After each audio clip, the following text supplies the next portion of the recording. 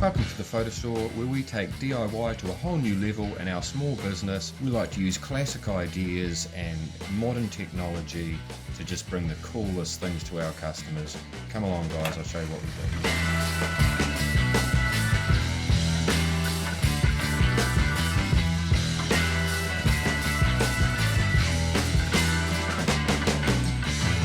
Today we're going to show you our new CNC machine we installed in the Photo Store. A year ago when we changed the Photo Store, the plan with the whole future direction of the change of the store from being called the camera shop and a Kodak Express before that was to become the Photo Store, where we make everything that we sell.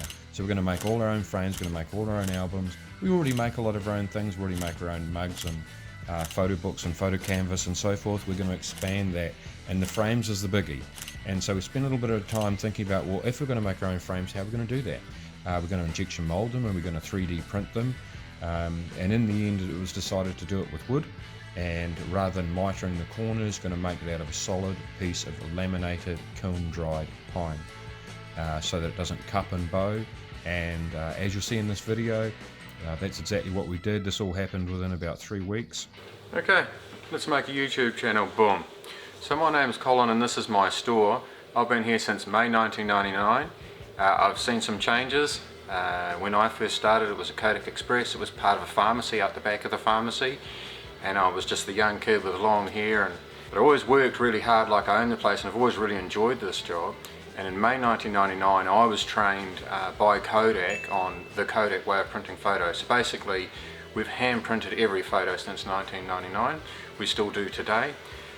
We were the Kodak Express until 2002. We were known as Digital Easy when digital came in. Did I say 2002? 2012 we changed from Kodak Express, but about 2002 digital became a big thing from film. When I first started we were doing 50 to 100 films a day. Then in 2002 digital became a thing, and we were trained on, you know, how digital cameras work, and I sold millions and millions of dollars worth of digital cameras. We still sell digital cameras, but not like we used to. In 2012 we became the camera shop. That's when we sold all our cameras. And that was fun, teaching people how to use digital cameras, of course. And then eventually cameras became sort of a money thing. Whatever box store could sell the most boxes, that was the best thing. Whereas for me, photos is what is the whole reason we use cameras, right? And what the emotion of those photos and what it means. So in 2020 we became the Photo Store, and we're very, very busy. We have months and months worth of work to do right now, but it doesn't stop us working on projects. So what I'm going to show you now is a new little side hustle we're doing. We've installed a CNC machine here in the store. We're going to make our own frames. We're going to make everything we sell here ourselves. So frames, albums, everything like that. Subscribe to this channel and I'll take you on the journey. It's a lot of fun working in a photo store, owning a photo store. Sometimes I have to remind myself how cool it is. It is pretty cool. We have wonderful, wonderful customers. We don't have any problem customers, not many anyway. There's a few people, right, that are not quite right. But for the most part, it's very, very enjoyable. We essentially scan people's photos, edit them, enhance them, print them with AI and so forth. But today we're going to look at Fusion 360, which we use for design, the CNC, which we run with Linux CNC. It's a print NC, but it could be any CNC, right? You could use any software. And that's what I'm going to teach you on this channel, is how this photo store in this little town of Warkworth has survived till 2023 and will always survive. And I suppose it's because I'm an engineer by trade. I'm a technician. I used to fix appliances and work in factories fixing machines and so forth. I don't see problems as problems, I see them as something to fix. And so we fix stuff. So I'm going to show you right now. But first we had to buy a machine, so we popped on the local, in Canada you call it Kijiji or marketplace, you know, in New Zealand we call it Trade Me, not eBay, and jumped on there and I found a machine. It was a machine a gentleman had purchased and he had never quite used. It was a brand new unused machine. He had 3D printed all the parts for it to print NC, and we purchased this machine of him, had it shipped from Nelson in the South Island of New Zealand to Auckland, where my mate Grant, who's an engineer, lives. Grant assembled the machine, did a wonderful job of it, did it very, very well. Re-3D printed anything he could do better with his commercial 3D printers, and he delivered the machine. We have some code. My eldest son Bram helped me to configure the software in Fusion 360 to output to Linux CNC. And then we resurfaced a piece of timber in the shed just to get to know the machine. Okay, quick update. I've just made this situation a bit better, put the little flat screen on it rather than the CRT, because just in case it falls on that, alright. What have I done? Leveled this perfect. I've leveled the piece of wood that it's sitting on, so the whole thing should be level, not just the corners. Glued the little white bits in. You know, it's sort of a getting to know the machine thing, I get that. Next I'm going to dive into the software, get to know that. Without changing anything that's there. I think I'll do a different config and run that. Just to get to know that. I've got a piece of timber to mill down. Don't have to do that, but good to get to know the machine. Going to take that in sort of 1/2 inch passes or something, and that's going to go here to surface, flip over surface, and I'm going to cut a frame out of it. Just had a look at the machine, make sure the machine's good, put some coolant in it of course, and right, software dive. You'll see my mill comes with a folder, my mill with the settings for my mill. Okay. And the other comes with the other. Sure. That 1001 NGC, that's your G code. Okay. Upper 10. Perfect. That's the correct way. So we're just going to have a look here. Bram's got the Linux CNC all set up and he's touched it off, and X and Y 0, Z is at 10 below, which it is. We'll set it up high because we don't want the tool dragging across the surface. Okay, this is first chips. All going well.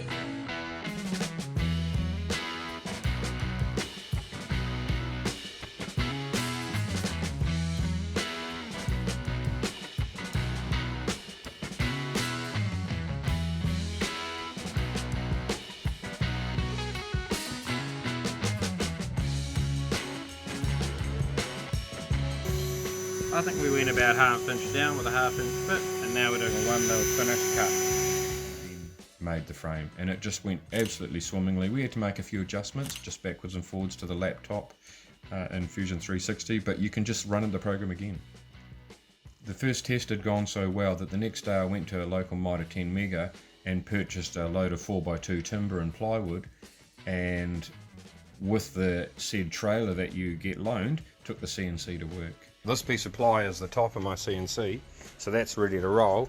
And that weekend built the CNC enclosure, and the following weekend soundproofed it. This is what I'm up to, Felden. I'm working on a Sunday. Just building this box here. So this is fully self-contained box, going to be pushed back in the corner. A little bit closer. It looks kind of okay, but you can't see my workings, which is for the best because I'm not a real woodworker, let's be honest. I made a drawer. Never made a drawer before. So still needs a little bit of sanding, painting and handles of course. And what you can't see is originally I put the hinges on the inside and the doors didn't even open. But it's pretty good. It's pretty good. So what has to happen from now? Yeah, just a lot of siliconing, foam everywhere. I haven't got any latches actually, so I've got some copper, everything's got copper handles, but no latches. So I've sort of got to think about latches.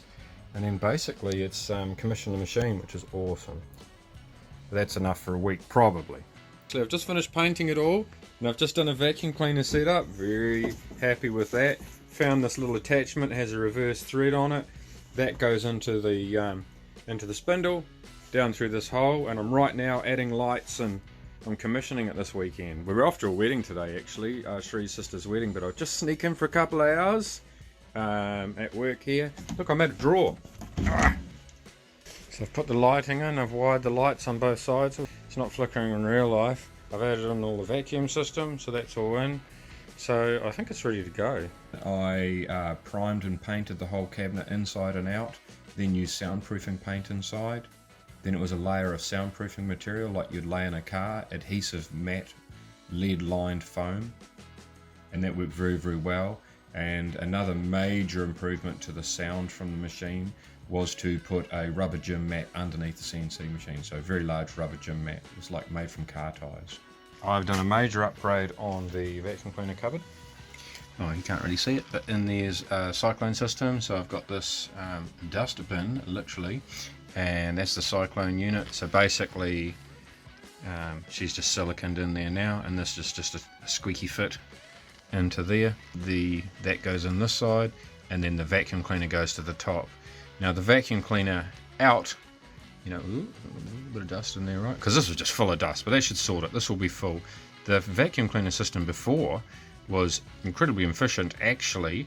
It was very full of sawdust and there wasn't much left behind, but it was just coming out of the exhaust of the vacuum. This whole room was just covered full of dust as well. So this should stop any going to the vacuum pretty much. Really, it needs an exhaust like a muffler on a car using this cavity here, and so it needs like a wall, and then it goes into the wall and then out through here, sort of thing, like a muffler. And I might do that later, but just for now, just to get it done, I've just drilled a hole in here.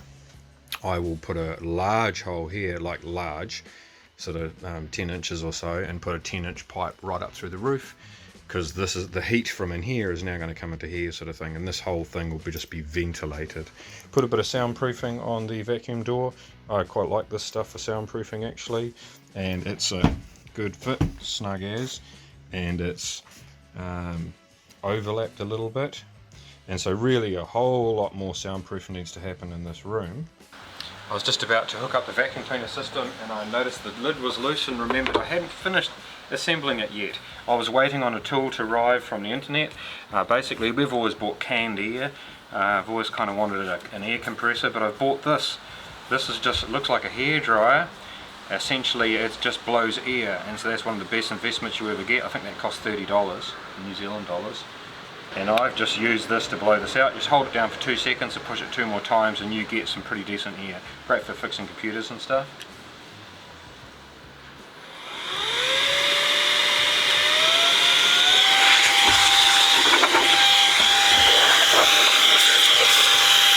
So this is a shed vac, and I had to pull it all apart and get the dust out of it because it was full of dust. And now that there's a cyclone system, there will be no dust in this vacuum at all. We've drilled holes in the top of it to allow air to escape. Heat, I mean, not air. So scrub that, not air. Air shouldn't escape. The air's all within here. And the vortex system, so I'll show you that. So we have to have a think about this, how it all works, but I think I know. So this comes out, and put the vacuum cleaner in. Okay, so we've screwed that piece underneath. It definitely needed that screwed in there. That's critical for vacuuming. Okay, so we're going to do the in and the outie opposite. And so that's how it's supposed to be. Now let's have a think about how we want this to hook up. So let's just test it first so we know which end is the vacuum. Cool. So we want the in to go into the cyclone system. I'd say, well, I don't know, through the top.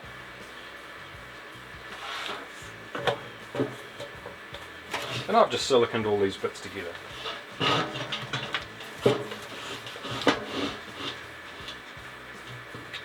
And the inlet hose from the vacuum goes to the top of the cyclone system.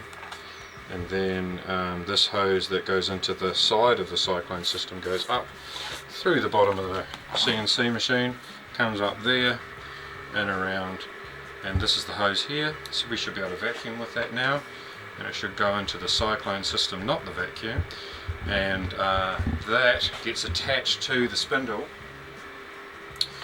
with this attachment. Basically, that's how that works. And so you can either have the vacuum cleaner on that and it's vacuuming up the dust as it goes, or you can just pull it out and just do a little bit of vacuuming. So let's test it.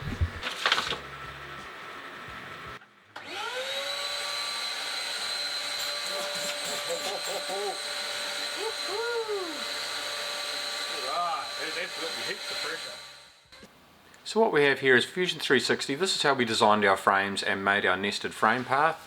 And I'll have a bit of a zoom in here so you can see what's going on. There's a lot to learn. Push escape. There's a lot to learn with Fusion 360, and there are other videos that will show you better than I can, because I'm very new to Fusion 360, Print NC and Linux. Really I just want to show you that even though we're new to it all, we've managed to achieve all this in 3 weeks. And so here you can see the design of the frame, and essentially we use a 1/2 inch tool. You can see the tool paths. So there's a 1/2 inch, 2 different 1/2 inch paths, and then I did a 1/4 inch, and then the 1/8. And so essentially we take out the bulk of the material with the larger tools and we go smaller, smaller, smaller. And I'll show you the simulation of that in a moment. Now, to get into a square corner, you actually can't do that with a round tool. And so I've done a little dog bone. And so we have a dog bone goes in here, but it doesn't go down to where the glass goes at the front. And that's just left at the 1/8 radius. I keep calling it a 16th, but it's actually an 1/8. And just to give you an idea. You can see I've got the larger frames here, and because there was space to use in the middle, I've got the smaller frames here. And all this has been determined really by the size of the tools and the size of the wood that we have. So let's just go to the top, go back to the home screen. And I like to look at the top, and you can just push it up like here. And so there essentially is the frames cut from a single piece of timber. And what we'll have a look at now is a simulation of that. I'll just give you one tip that I did learn on how to design these frames. Essentially what I did is draw the profile of the frame. You know, what does it look like side on? What does the side of the frame look like? And imagine it could be quite ornate. And I just drew that shape and then swept, it's called sweep, and sweep it all the way around. Pretty sure it was called sweep. And swept it around, and that's all in the design. But this video today is not to show how we designed these, it's just to show what we did. We certainly can show that in another video. This is the solid stock, and then we play this. And so we have done this, and you'll see in the video that we did this, and we did it once and it worked perfectly. And that's pretty good for a noob. There was a lot of help from a lot of friends. My son runs a machine like this, a big $1 million Doosan for a living. Leanne, who works here, her husband installs those machines. And it's great when you've got those help from people to get you through when you get stuck. Because you do come up against hurdles, and there will be advice you need. You can get it from YouTube University, of course. And you can Google it, and we use Fusion 360 because it's a professional program that is constantly being updated and works very, very well. And so you can see it cutting the frames out, and it does a beautiful job really. You can see it cutting from the top, and it's not till it gets down to the 1/4 inch tools that it will cut out these smaller little areas. The 1/2 inch tool does seem to be the nicest for the finish that it produces. Now that we've got our nested path designed and ready to go, we need to surface the bed of the machine so that we've got a nice even playing field that we can make the frames on. Now I'd already done this manually, but I wanted to be able to do it within the software, and it did take me a little while to figure it out. But I did manage to get the X, Y and the Z within the parameters of the machine, and you'll see a brief little video on that now that shows that we resurface the machine and then we cut out the frames. So you can see on the Z, if we zoom in, you can see it's over this line. Can you see that dotted line? And then on this side it's well within the dotted line. So what we're going to do is we're just going to move our X over, and that moves, see, and gives us a bit of breathing space where it just makes it within. And so before it was overlapped, so we've just changed the plan so that it's not outside what the machine software limits are set to. So you've got hard limits and soft limits.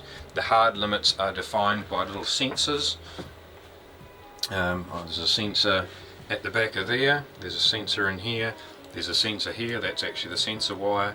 There's only 3 sensors on this machine. There could be 5, well, it could be lots actually. And so essentially the hard limit is it'll stop when it hits that sensor. The software limit is travel so far and then just stop. It doesn't actually hit any sensors, it just knows how far it's gone. Make sure you've got the whole viewing window, basically.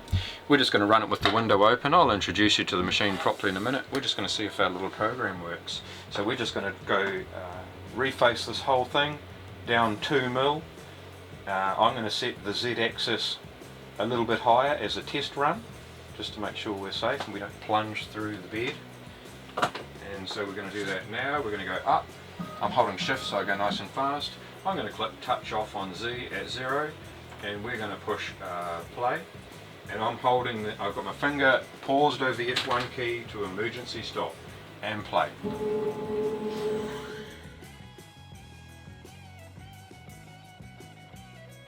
Every time you think it's okay to walk away from the machine, particularly when you're new to it, is when something will go wrong.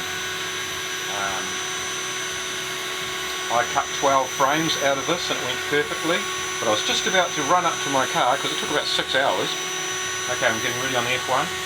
And I was just about to run into my car and the vacuum cleaner attachment fell off and it would have jammed the machine and it'd be a physical disaster, right? Okay, how far are we going?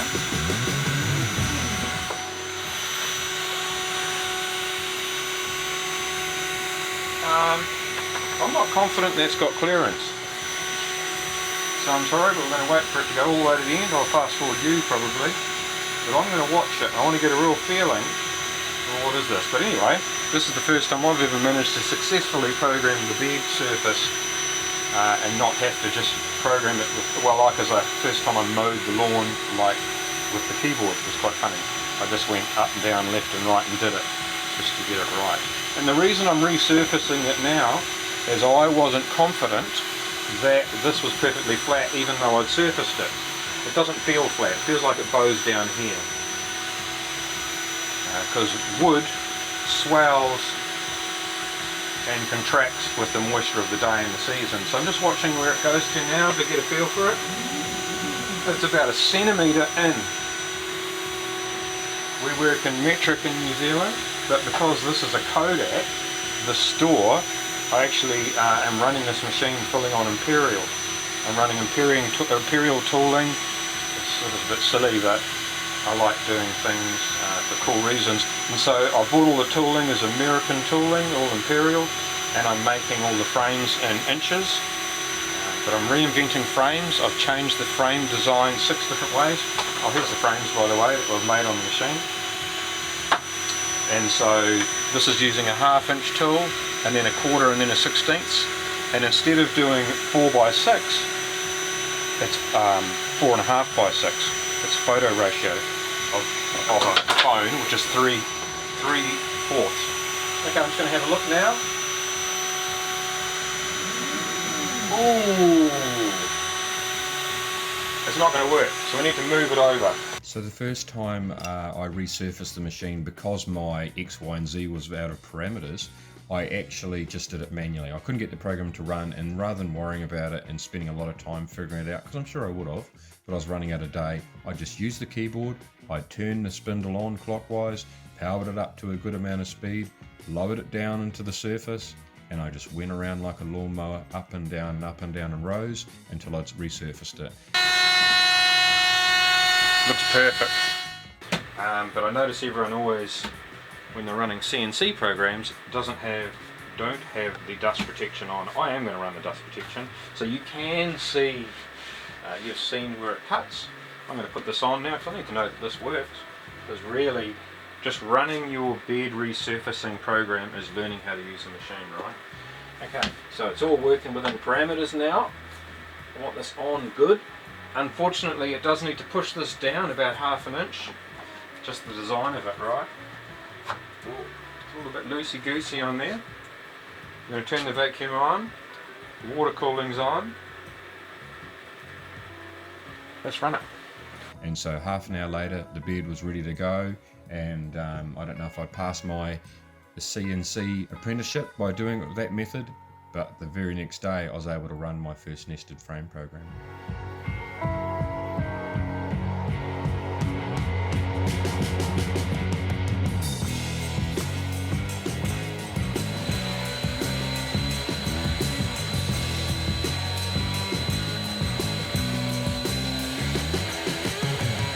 We had to just unblock all that. It was full of these huge chips. Had just blocked up sideways and then blocked it up, which is why the top of the bin cavitated in. And so that's all clear and vacuuming now. And I push P to pause, and we push R to resume. I would say our Z-axis is slightly tilted back, just a fraction, because you can see there's a little ridge on this side. So the tool appears to be like that a little bit, so we can tram that out. This is a tramming screw for that way, and I just need to find where the tramming screws are for that way. But anyway, very, very successful. It ran fully within the program. The only issue we had was the vacuum 100% blocking up. We can fine tune that, But there you go, that's our CNC machine that we've got. We're going to make obviously photo frames with it. We're also going to do 2D photos, 3-dimensional photos, and other cool stuff like that. We'll show you some more soon. And that's the finished job. I'm very happy with that. It's very level, apart from that tiny little Z trimming issue, but it's a very level bed that I can put my stock on. There's some solid timber we're going to use. This is a New Zealand timber called Macrocarpa. I think you might know it as cypress or something like that. Anyway, and we call it Macrocarpa in New Zealand, or scruffy pine. I'm going to use that and laminated pine. The first project on the machine was to cut the nested frames. So I made the nested frames program, laid them all out, and the size and the ratio of the frames I designed and the tooling I had and the timber I had determined the frame design essentially, and sort of worked backwards from there. So I wanted to run a 4/3 ratio, which is the native ratio of a phone when you first purchase them, which is like a 6x8 frame. We'll also be running a 16:9 ratio, classic 2/3 ratio, and 1:1 square of course, but 4/3 will be the main ratio, and that was the format and the ratio that we used for this first nested cut. To fix the piece of pine to the bed of the CNC machine, I just put masking tape, like painter's tape, all over the pine on one side, and then all over the surface of the bed of the machine, which we'd resurfaced, and then put adhesive glue in the middle. And it doesn't matter what glue you use, it could be super glue, it could be PVA, etc. Just follow the instructions. So for the particular glue I used, it was a 4-hour set time, so I just waited for 4 hours and then run the first program. This is the first run. I've done 1/2 inch and 1/4. I didn't get the X exactly right on the 1/4. A couple of little issues. I had the 1/2 inch tool running there obviously instead of the 1/4.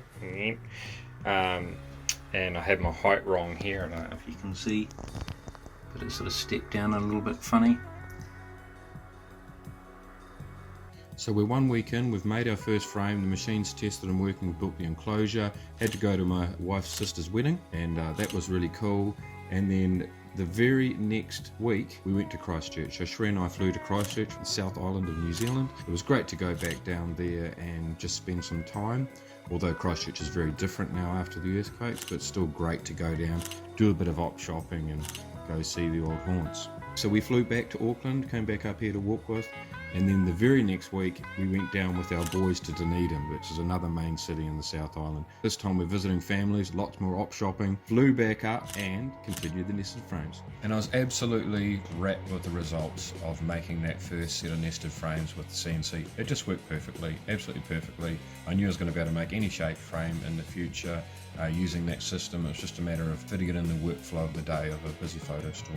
It was great to realise that the system works. We're going to have absolutely no problem making photo frames of all sorts of shapes and dimensions on that machine. We've already got orders for shadow box, like a nice deep frame for an artist who does 3D pieces, and we can do them for a good price, and they'll be super high quality because they're made by a robot. And it's just a matter of getting the system down. Getting the paint box is going to be a bit of a mission. Ultimately I want to paint the frames with CNC as well, but I'm just going to do them by hand to begin with. Probably would be quicker to run a CNC system from the beginning, but it just costs money. So I've given a little bit of a sand, but not a huge amount, and this is just in primer. So that's the corner radius with a 1/16. I'm happy with that, and they are holding together and not cupping or anything. They look really good. And that's that. So I need to, I'll probably strengthen this base up a little bit by, like, I'll leave this base here and I'll add a bit more to it, just to have a really heavy base, because I think my glue system was so good that it was basically deforming the base, basically. But very, very good. You know, we're talking fractions of a millimeter here. And I need to be better at cleaning. It needs way better cleaning, because otherwise the dust is going to create heat. So that should be next, is give it a bloody good clean, a bloody good grease. And actually, if I think about it, I need to do the upgrades to the vacuum cleaner pickup attachment thing that sits in there. But I'll do that. It can be as simple as just running some black tape around it. And I need to cut my extender in half if I think about it. I'll get that out, get that ready, cut that in half somehow. And there'll be some magnets here for it. Happy days. Our next project's an exciting one. It's a customer's two-dimensional photo. It's an aerial photo of Auckland City in the 80s with a Concorde flying over top with a New Zealand Skyhawk jet. We're going to, in Fusion 360, raise that up into a three-dimensional photo, and we're going to carve that out and sub to the channel. Come along next time. I'll show you how we turn that photo into a three-dimensional drawing in Fusion 360 and then carve it out of a thicker 30mm piece of laminated kiln-dried pine. Should be pretty cool, and we'll probably stain this one. So thanks for coming along, guys. I hope that gives you a bit of an idea, sort of a bit of DIY in your own home business that you can do, or your small business. Catch you next time and expose you to a few new ideas on the PhotoStore.